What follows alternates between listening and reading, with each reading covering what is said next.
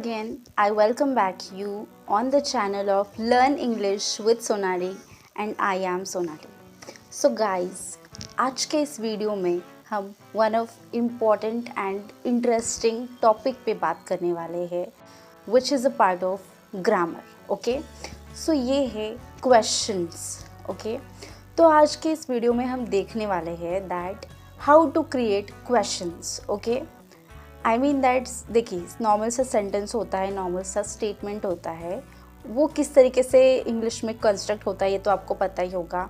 जैसे कि उसका रूल होता है ग्रामर में, इंग्लिश में कि पहले तो हम सब्जेक्ट लेते हैं, फिर हम हेल्पिंग वर्ब लेते हैं, फिर मेन वर्ब लेते हैं, फिर उसके बाद हम सेंटेंस में जो भी ऑब्जेक्ट बचा हुआ होता है वो लेते हैं और उन सबको मिलाकर बनता है एक नॉर्मल सा सेंटेंस या फिर statement in English language. So this is the normal rule of constructing sentence in English language. Okay, so today in this video we are going to see that how to construct questions. Okay, तो देखो, when we speak in English language sometimes we ask questions in English language. जैसे कि हम किसी भी भाषा में normal से पूछते हैं कि आप कहाँ रहते हो, आप कहाँ जाते हो, आपको क्या पसंद है खाने में, आपका घर कितना दूर है, आप कहाँ घूमने जा रहे हो इस बार. सो यू नो, ऐसे बहुत सारे सवाल हम पूछते रहते हैं. So in English language when we construct sentences in English language, so हम जानते ही है कि नॉर्मल से क्वेश्चंस जो होते हैं, क्वेश्चनेबल जो स्टेटमेंट्स होते हैं, वो WH से शुरू होने वाला जो वर्ड होता है उससे क्वेश्चन स्टार्ट होता है. ओके, तो WH के बहुत सारे वर्ड्स हैं, हम जानते हैं, जैसे कि वॉट है, हाउ है, हाउ मैनी है, हाउ मच है, वेयर है, विच है. तो वो ऐसे बहुत सारे वर्ड्स जो WH से शुरू होते हैं उनका इस्तेमाल करके हम कोई भी क्वेश्चन इंग्लिश लैंग्वेज में क्रिएट करते हैं. तो अभी तो हमने बात की कि नॉर्मल सा स्टेटमेंट इंग्लिश लैंग्वेज में या फिर सेंटेंस किस तरीके से कंस्ट्रक्ट होता है उसका फॉर्मूला देखा, रूल देखा. अब उसी तरीके से हम इंग्लिश में किस तरीके से सेंटेंस क्वेश्चंस क्रिएट करते हैं रूल का इस्तेमाल करके, वो हम देखने वाले हैं. सो सबसे पहले तो हम रूल देखते हैं. सो जो उसका रूल है वो ये है कि पहले तो हम लेंगे WH वर्ड, उसके बाद में लेंगे हेल्पिंग वर्ब या फिर auxiliary verb.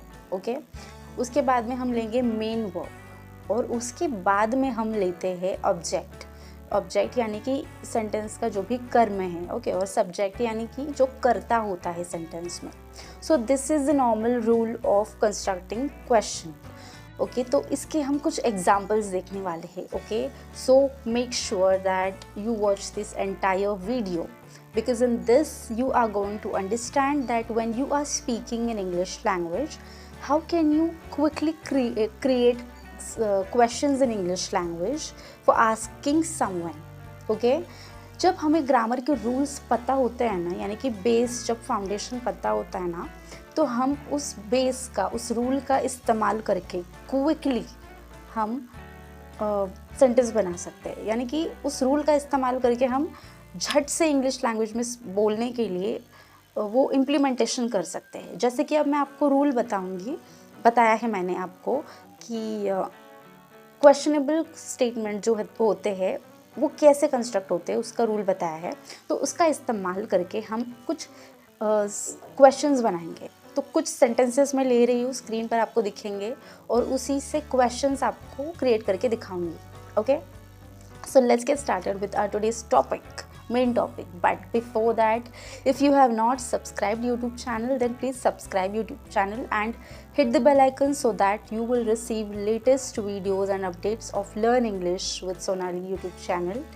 Okay, so let's get started. तो पहला जो सेंटेंस है वो है she will win the fight. Okay, तो ये नॉर्मल सा स्टेटमेंट है इंग्लिश में या फिर सेंटेंस है. ओके, तो इसमें हम किस तरीके से इस स्टेटमेंट से क्वेश्चन क्रिएट कर सकते हैं. ओके, वो फाइट जीत जाएगी. ओके, तो ये जो सेंटेंस है इसमें हम WH से भी क्वेश्चन स्टार्ट कर सकते हैं, लेकिन हम इस सेंटेंस में ना जो इसका हेल्पिंग वर्ब है उसका यूज़ करके किस तरीके से क्वेश्चन क्रिएट कर सकते हैं वो हम देखते हैं। कुछ वक्त क्या होता है कि हम WH का जो वर्ड्स होते हैं उसका इस्तेमाल करके हम क्वेश्चंस क्रिएट कर सकते हैं, लेकिन हम कई बार जो हेल्पिंग वर्ब्स होते हैं उनका इस्तेमाल करके भी हम क्वेश्चंस क्रिएट कर सकते हैं। ओके, तो ये जो सेंटेंस है this is one of those. तो पहला जो सेंटेंस लिया वो है she will win the fight. Okay, अब इस सेंटेंस में हम क्या करेंगे, अब अगर हमें इस सेंटेंस से क्वेश्चन क्रिएट करना है तो हम क्या करेंगे कि वो फाइट जीत जाएगी। क्या वो फाइट जीत जाएगी? अगर ये सवाल होगा तो ये जवाब मिलेगा। ओके, तो हमें जो सवाल क्रिएट करना है उसके लिए क्या करना है, तो सेंटेंस के पहले हमें लेना है हेल्पिंग वर्ब। इस सेंटेंस में हेल्पिंग वर्ब है विल। ओके, तो विल हम पहले लेंगे, उसके बाद में हम क्या लेंगे, जो भी सेंटेंस का सब्जेक्ट है, सब्जेक्ट यानी कि करता है, वो लेंगे विल, उसके बाद लेंगे शी। ओके, और उसके बाद में हम लेंगे मेन वर्ब। मेन वर्ब क्या है, विल, जीतना। ओके, विल, शी, विल, और जो भी बाद में सेंटेंस में बचा होता है वो हम लेते हैं यानी कि ऑब्जेक्ट। तो और बाद में हम लास्ट में देंगे क्वेश्चन मार्क, और क्वेश्चन मार्क हमें देना है क्योंकि हमें दिखाना है कि ये क्वेश्चन है। ओके, लेकिन क्योंकि अगर हम क्वेश्चन मार्क ही नहीं देंगे तो पता ही नहीं चलेगा कि वो क्वेश्चन है। Okay, so it's must. तो देखिए क्या हो गया सवाल, will she win the fight. Okay, तो इस तरीके से ऐसे सेंटेंसेस से हम क्वेश्चन क्रिएट कर सकते हैं। तो सेकंड हम लेते हैं my cat plays with the toy. अब ये सिंपल सा सेंटेंस हमने लिया है और ये भी थोड़ा सा अलग है। अब इस सेंटेंस में अगर आप ऑब्जर्व करेंगे तो इसमें माई कैट ये है subject, my cat plays with the toy. Plays ये मेन वर्ब है और द टॉय ये ऑब्जेक्ट है। ओके, तो अब इसमें आप नोटिस करेंगे तो आपको इसमें हेल्पिंग वर्ब नहीं दिखेगा। ओके, तो ऐसे केसेस में क्या होता है, जब हमें क्वेश्चन क्रिएट करना होता है ऐसे सेंटेंस से, तो हमें नॉर्मल से ये डिसाइड करना होता है कि इस सेंटेंस में जो मेन वर्ब है प्लेस। ओके, ये जो मेन वर्ब है इससे हम ये डिसाइड करते हैं कि हमें सेंटेंस में हेल्पिंग वर्ब कौन सा लेना है। तो अब इसमें कोई भी हेल्पिंग वर्ब नहीं है तो हम लेंगे ऑक्सिलरी, हम जो हेल्पिंग वर्ब लेंगे वो वर्ब होगा, या तो वो डू होगा, डज होगा, या फिर डिड होगा। ओके, तो इनमें से हमें एक हेल्पिंग वर्ब लेना है और वो भी हम डिसाइड कर रहे हैं मेन वर्ब के बेसिस पे। अब इसमें ऑब्जर्व करेंगे तो मेन वर्ब है प्रेजेंट टेंस में।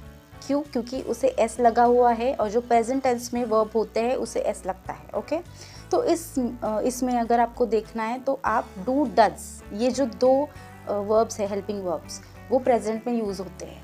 तो अब यहाँ पे डू लेंगे या डज लेंगे? यहाँ पे डू नहीं लेंगे क्योंकि यहाँ पे जो हेल्पिंग वर्ब है उसे एस जोड़ा हुआ है, प्लेज है, तो इसीलिए हम डज लेंगे। ओके, जब सेंटेंस में ही, शी, इट होता है तो उसके आगे जो भी मेन वर्ब होता है उसे एस जोड़ा जाता है, एस या फिर ये जोड़ा जाता है। तो अब ये जो प्रेजेंट टेंस में है यहाँ पे हम डज लेंगे क्योंकि माई कैट है, क्योंकि यहाँ पे हम कैट के लिए इट ये शब्द यूज़ कर सकते हैं, ही या फिर शी तो नहीं कर सकते, इसीलिए यहाँ पे डज लेंगे शुरुआत में, डज।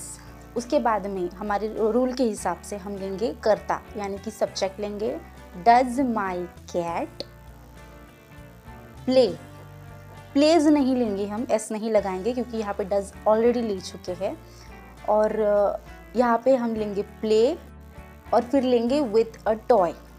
ओके, तो यहाँ और क्वेश्चन मार्क लगाएंगे तो क्वेश्चन क्या हो गया, does my cat play with a toy. Okay, तो ऐसे इस तरीके से यहाँ पे हम डज लेके हमने सेंटेंस क्वेश्चन बनाया है। ओके, तो नेक्स्ट सेंटेंस जो है वो है ही सेव्ड द डॉग। अब इसमें अगर आप नोटिस करेंगे तो यहाँ पे भी हेल्पिंग वर्ब नहीं है इस सेंटेंस में। ओके, तो यहाँ पे भी हम वही रूल अप्लाई करेंगे कि जो मेन वर्ब है उसके बेसिस पे हम डिसाइड करेंगे कि हमें सेंटेंस का अगर क्वेश्चन क्रिएट करना है तो हम कौन सा हेल्पिंग वर्ब लेंगे शुरुआत में। तो जो यहाँ पे आप सेंटेंस में अगर देखें तो वहाँ पे सेव, ये जो मेन वर्ब है वो पास्ट टेंस में है। ओके, तो डू, डज, डिड, इनमें से आपको लेना है डिड। क्यों? क्योंकि डिड हम पास्ट टेंस में यूज़ करते हैं as a helping verb. Okay, तो इसीलिए हम शुरुआत में डिड लेंगे। हम किसके बेसिस पे ले रहे हैं? हम मेन वर्ब के बेसिस पे ले रहे हैं, क्योंकि सेव को ईडी लगा हुआ है। ओके, तो इसीलिए हम डिड ले रहे हैं। डिड, उसके बाद में लेंगे करता।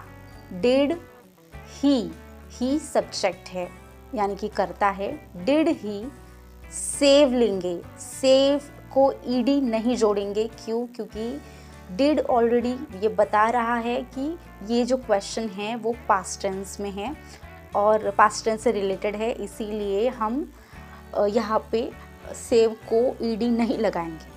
पहला जो V1 होता है यानी कि वर्ब 1 जो प्रेजेंट टेंस में नॉर्मली यूज़ किया जाता है सेव, वही हम लेंगे। Did he save the dog, उसके द डॉग ये ऑब्जेक्ट है, फिर क्वेश्चन मार्क है।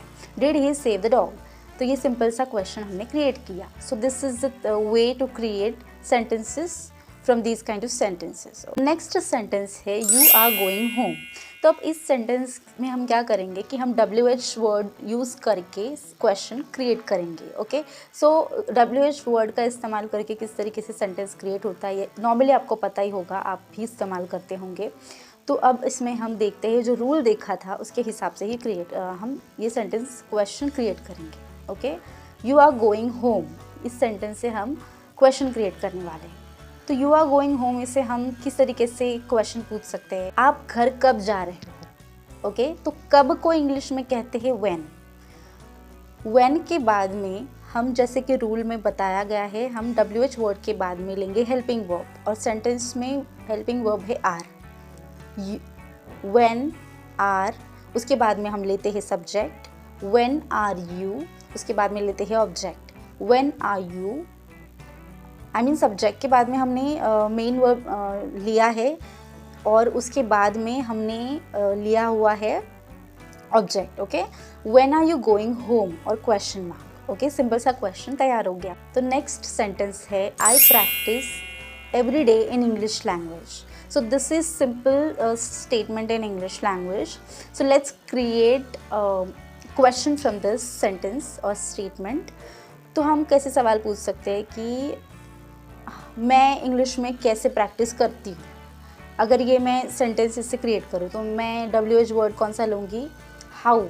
इस सेंटेंस में अगर आप देखें तो यहाँ पे भी हेल्पिंग वर्ब नहीं है, तो हम हेल्पिंग वर्ब कौन सा लेंगे? ये प्रैक्टिस, ये मेन जो वर्ब है उससे हम डिसाइड करेंगे। ओके, तो प्रैक्टिस ये वर्ड जो है वो है प्रेजेंट टेंस में, तो इसमें हम लेंगे डू या फिर डज। डज तो नहीं लेंगे क्योंकि ही शी इट नहीं है, आई है तो डू ले सकते हैं, तो इसीलिए मैंने लिया हाउ, उसके बाद लिया डू। ओके, डज नहीं लिया, डू लिया है। हाउ डू, उसके बाद में लेंगे subject. How do I practice, main verb लिया है every day in English language, फिर question mark. How do I practice every day in English language? Okay, so this is the way to create questions. Okay, so this is the formula, simple formula. If you remember this formula or rule, you can create any question which you want to ask. Okay, so her sentence में subject, कर्म और जो verb होते हैं वो अलग हो सकते हैं। Okay, so if you remember this rule while creating questions in English language or while speaking in English language, so you can create easily any question. Okay, आपके दिमाग में ये फिट हो जाए कि आपको कौन सा फॉर्मूला, कौन सा रूल यूज़ करना होता है क्वेश्चन क्रिएट करते वक्त इंग्लिश में, you can quickly create. Okay, so I hope that you learned something new in this video and it helped you a lot to remind you one of rules of grammar. Okay.